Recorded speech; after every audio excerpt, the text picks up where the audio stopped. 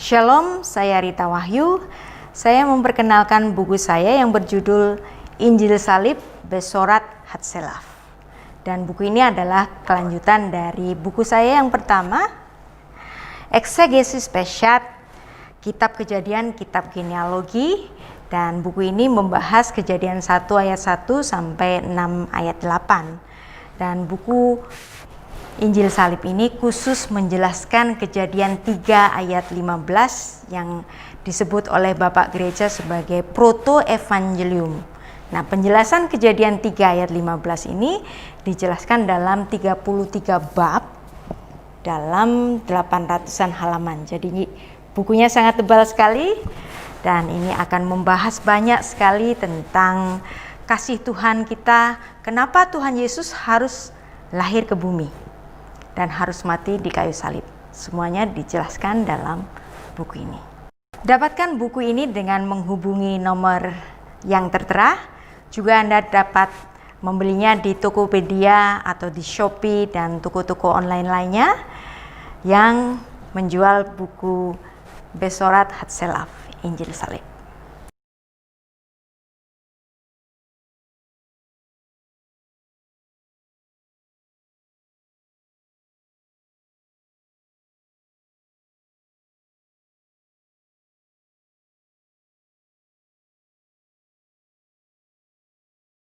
Mengenai berita Natal yang sekaligus berita tentang Injil Salib. Jadi kelahiran Yesus di kandang domba, yaitu di Migdal Eder, tempatnya adalah Migdal Eder, itu adalah sekaligus Injil Salib. Karena Yesus berita kelahirannya sekaligus berita tentang kematiannya. Dan ada banyak sekali, bahkan teolog-teolog Kristen, bahkan sudah doktor, itu mempersoalkan kelahiran Yesus 25 Desember. Ini adalah satu tesis yang saya berikan, yang dimana ini adalah kajian akademis. Saya dapat membuktikan bahwa apa yang kita rayakan pada setiap 25 Desember, itu bukan berasal dari pagan, tetapi berasal dari ajaran-ajaran Bapak Gereja yang merujuk bahwa 25 Desember betul-betul kelahiran Yesus Kristus. Natal itu sekaligus Injil Salib, yaitu kabar tentang kematiannya. Dan ketika Yohanes Pembaptis itu melihat Yesus Kristus dalam Yohanes 1 ayat 29, Yohanes Pembaptis itu mengatakan, lihatlah anak domba yang menghapus dosa dunia. Kenapa Yohanes Pembaptis mengatakan demikian? Karena kelahiran Yesus itu di Migdal Eder, di menara kawanan domba, yang Migdal Eder ini adalah kawasan khusus yang memasuk domba-domba yang akan dijadikan korban di bait Allah. Jadi kelahiran Yesus di kandang domba itu bukan satu kelahiran yang kebetulan, tetapi suatu pertanda bahwa Yesuslah ini nanti yang menggenapi segala domba-domba yang dipersembahkan di bait Allah. Itulah kenapa Yesus harus lahir di Migdal Eder. Karena dia nanti yang akan dipersembahkan sebagai penutup dari semua korban-korban yang dipersembahkan di bait Allah. Dan itu betul-betul ditutup sampai bait Allahnya itu runtuh pada tahun 70 Masehi. Kelahiran di Migdal Eder itu menjadikan satu pertanda bahwa dialah anak domba yang menghapus dosa dunia. Dan ini bisa kita bandingkan dengan apa yang tertulis dalam Mishnah Shekhalim 7:4 yang menyatakan apapun yang lahir di situ itu nanti akan menjadi domba persembahan di bait Allah. Jadi hewan-hewan yang ditemukan di kawasan Migdal Eder sekitar sini, akan dipersembahkan pada bait Allah yang di Yerusalem. Jadi kelahiran Yesus di Migdal Eder, di kandang domba yang memasuk domba-domba bagi persembahan di bait Allah di Yerusalem, bukan kebetulan. Ya, bisa dibandingkan dengan Mishnah Shekhalim yang menulis tentang bukti sejarah bahwa kawasan Migdal Eder itu memasok hewan-hewan yang akan dipersembahkan di Bait Allah. Jadi Natal pertama di Migdal Eder itu sekaligus bicara tentang berita kelahiran Yesus. Yang kedua, sekaligus berita mengenai kematian korban untuk penebusan dosa. Karena Tuhan Yesus yang akan menggenapi semua domba-domba ini yang diberikan kepada Tuhan sebagai tipologi kematian tukar guling yang sudah didemonstrasikan Allah sejak Taman Eden, kemudian menjadi tatanan ibadahnya orang Israel sejak Musa, sampai Yesus lahir di Israel, ya, di Bethlehem ini, dan kemudian Tuhan Yesus yang menjadi korban penutup dari semua korban domba-domba yang ada di Migdal Eder itu. Luar biasa. Seandainya Yohanes Pembaptis itu menyatakan inilah anak domba yang menghapus dosa dunia. Seha Elohim, anak domba Allah. Ada dasarnya. Ada yang mengatakan Natal itu tradisi. Ya, memang tradisi. Tetapi Anda lihat di sini, Natal itu tradisi dari surga.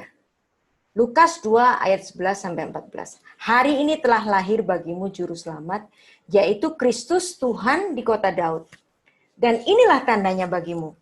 Kamu akan menjumpai seorang bayi dibungkus dengan kain lampin terbaring dalam palungan. Dan tiba-tiba tampaklah bersama-sama dengan malaikat itu sejumlah besar bala tentara surga yang memuji Allah, katanya. Kemuliaan bagi Allah di tempat yang maha tinggi dan damai sejahtera di bumi di antara manusia yang berkenan kepadanya. Anda lihat di sini, malaikat bernyanyi pada saat kelahirannya. Jadi peringatan akan kelahiran Kristus yang diiringi dengan puji-pujian. Tradisi, betul, tapi tradisi yang berasal dari surga. Lukas 2 ayat 11 sampai 14. Jadi Anda jangan takut kalau dibully orang-orang Kristen sendiri yang nggak percaya bahwa Yesus itu lahir tanggal 25 Desember. Ada buktinya. Ada sumber historis gereja purba bahwa Natal 25 Desember kalender Gregorian atau Natal 6 Januari kalender Julian, ini biasanya diperingati oleh Kristen Ortodok Timur, ya. Itu adalah Hanukkah 25 Kislev bulan 9 kalender Yahudi. Jadi apa yang Anda rayakan setiap 25 Desember itu betul, ya. Jadi kalau ada dosen-dosen, pendeta-pendeta yang masih mengkhotbahkan bahwa 25 Desember itu adalah Natal pagan, saya harap Anda semua bertobat. Masa orang Kristen sendiri dibully saudara-saudaranya, kamu merayakan sesuatu yang tidak ada di Alkitab. Itu pagan, itu kafir. Kita perlu belajar banyak bahwa ada bukti-bukti sejarah. Misalnya, di dalam buku ini saya ambil Sextus Julius Africanus tahun 220 Masehi, walaupun dia tidak bicara mengenai adanya perayaan Natal, tetapi dia secara implisit menyatakan bahwa 25 Desember sebagai tanggal kelahiran Yesus. Dalam bukunya Chronographia yang menyatakan bahwa dunia diciptakan pada tanggal 20 Maret berdasarkan kronologi Yahudi dan sejarah Kristus perdana. Ia menyatakan bahwa tanggal 25 Maret ini Sang Firman itu menjadi manusia. Konsepsinya itu sehingga nanti kalau dihitung nanti Yesus itu lahir pada tanggal 25 Desember, 9 bulan kemudian. Nah, ini yang paling penting. Hippolytus dari Roma. Dalam kelas saya selalu memperkenalkan ajaran-ajaran Bapak Gereja. Kita tadi sudah belajar mengenai Irenaeus, Bapak Gereja, yang dimana dia adalah murid dari Polikarpus. Polikarpus murid dari Rasul Yohanes. Nah, Rasul Yohanes memuridkan Polikarpus, Polikarpus memuridkan Irenaeus, Irenaeus memuridkan Hippolytus. Hippolytus menuliskan, untuk kedatangan pertama Tuhan kita dalam daging ketika ia lahir di Bethlehem 8 days before the calendar of January. 8 hari sebelum Januari. Tanggal berapa itu? 25 Desember. Dia menuliskan 8 hari. Dan ini juga ada catatan-catatan Bapak Gereja yang lainnya. Santo Gregorius dari Nazianzus, Bapak Gereja dan Uskup, pertama kalinya di Konstantinopel merayakan Natal 25 Desember tahun 379. Yohanes Chrysostomos, Bapak Gereja di Antioquia merayakan Natal 25 Desember tahun 386 dan seterusnya.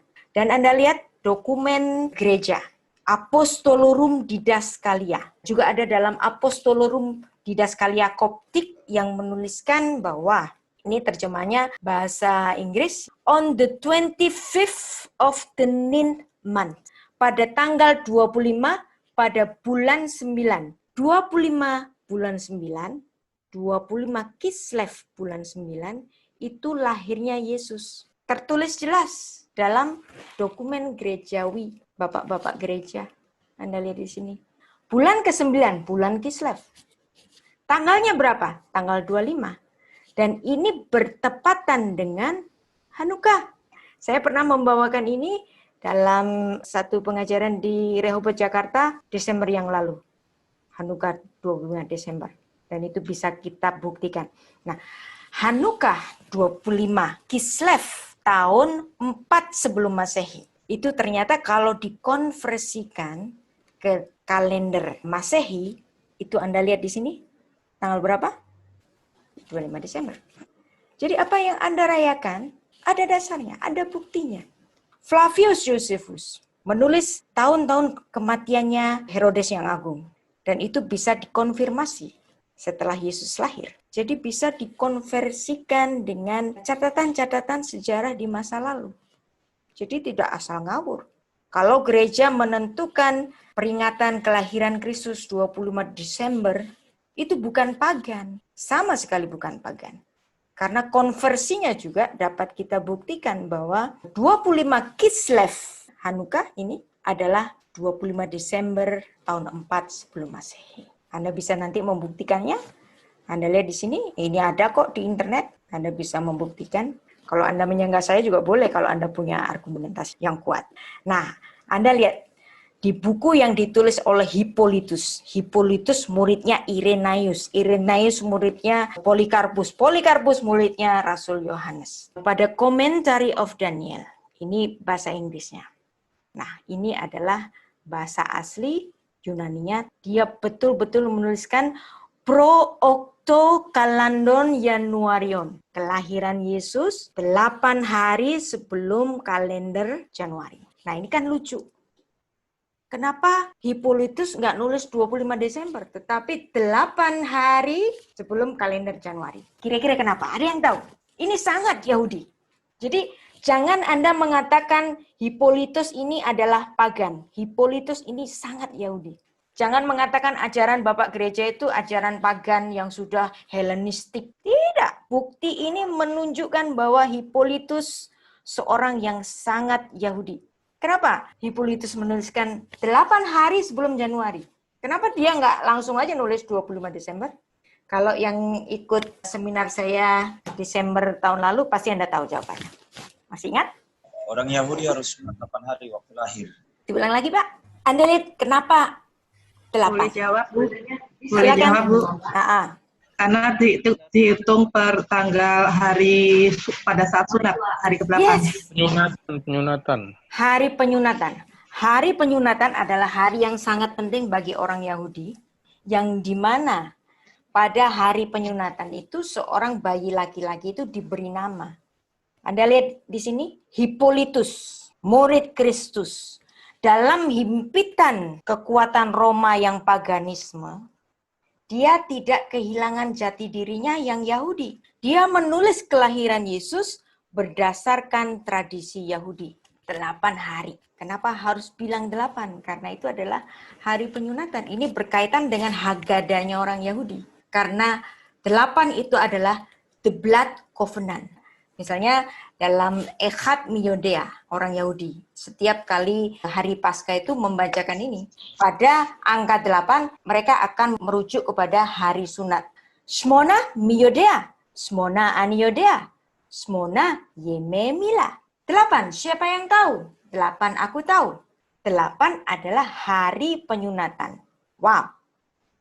Hippolytus menulis angka 8, merujuk kepada hari Yesus. Karena bagi orang Yahudi, dia dihitung sebagai manusia itu pada hari ke-8 setelah kelahirannya, karena hari ke-8 itu dia mendapatkan satu perjanjian darah dengan Tuhan, Brit Milah, dan hari itu dia diberi nama Smona Miyodea, Smona Aniyodea, Smona Yememila.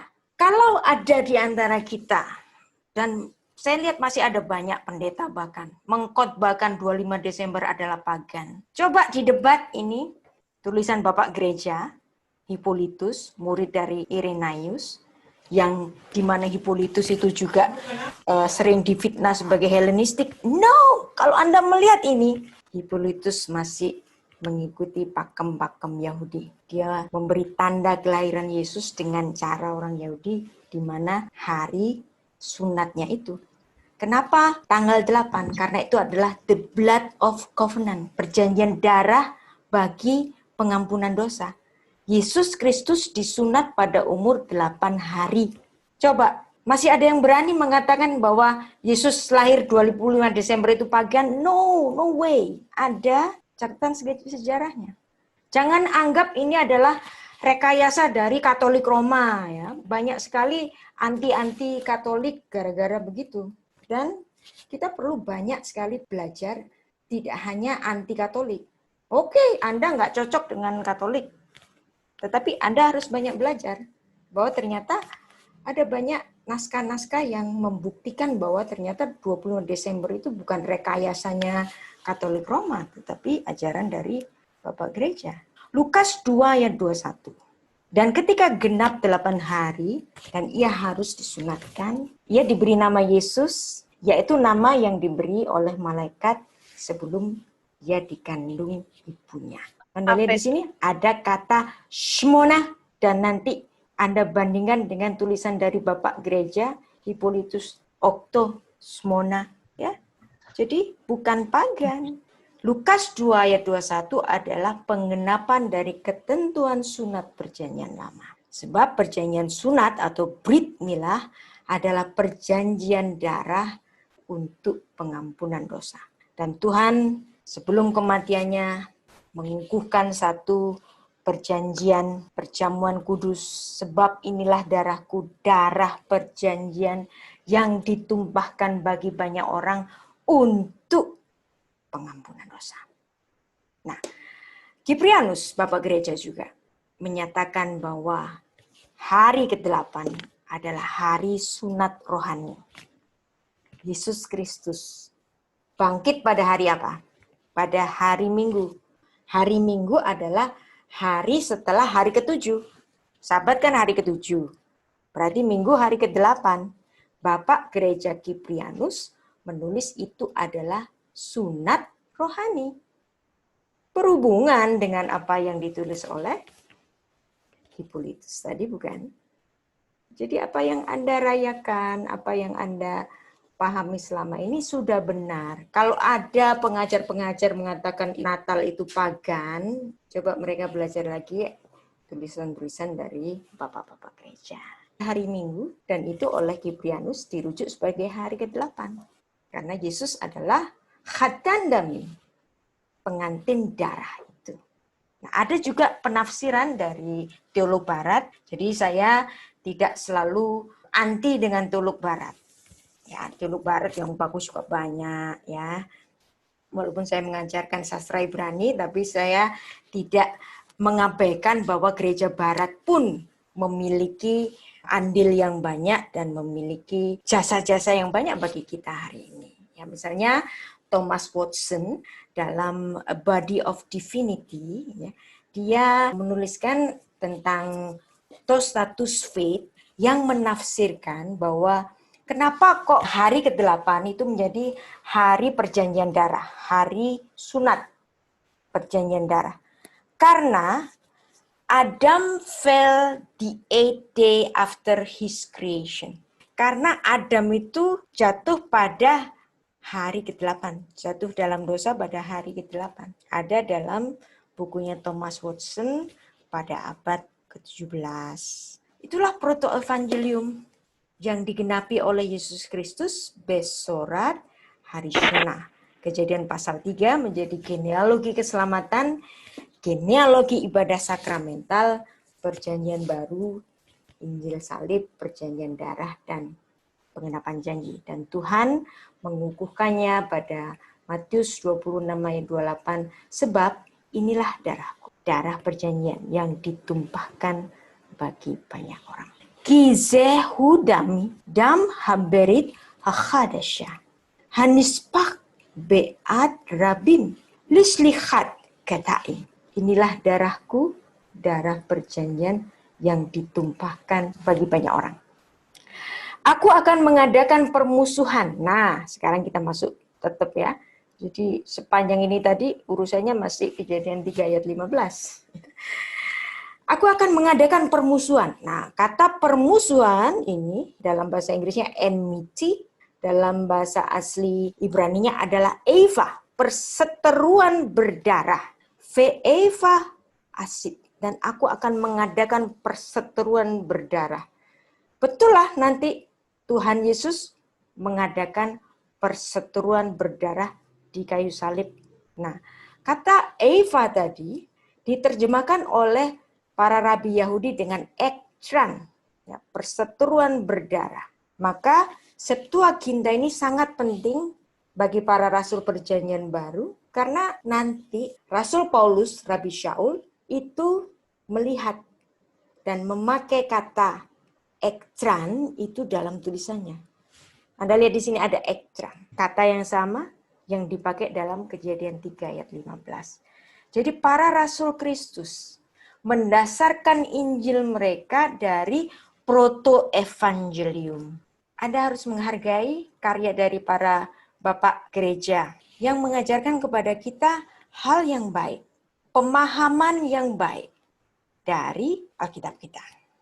Surat Ibrani 9 ayat 22 juga menuliskan hampir segala sesuatu disucikan menurut hukum Taurat dengan darah. Dan tanpa penumpahan darah tidak ada pengampunan. Kalau Tuhan Yesus tidak pernah menumpahkan darahnya, tidak akan ada pengampunan. Roma juga menuliskan hal yang sama. Kristus adalah kegenapan hukum Taurat. The end of the law. Karena dia yang menggenapi segala korban-korban berdarah melalui darahnya sendiri. Kita sudah selesai untuk bab 1. Semoga ini menjadi satu perenungan bagi kita. Kalau Anda belum memiliki bukunya ya, dan Anda ingin membeli, saya berterima kasih. Tetapi apabila Anda ingin membacanya online, Anda nanti dapat membacanya di laman Sarapan Pagi Biblika, www.sarapanpagi.org. Nanti Anda bisa searching melalui Google Search ya, Proto Evangelium, terus dikasih Sarapan Pagi. Nanti Anda dapat membaca tulisan saya di situ. Terima kasih.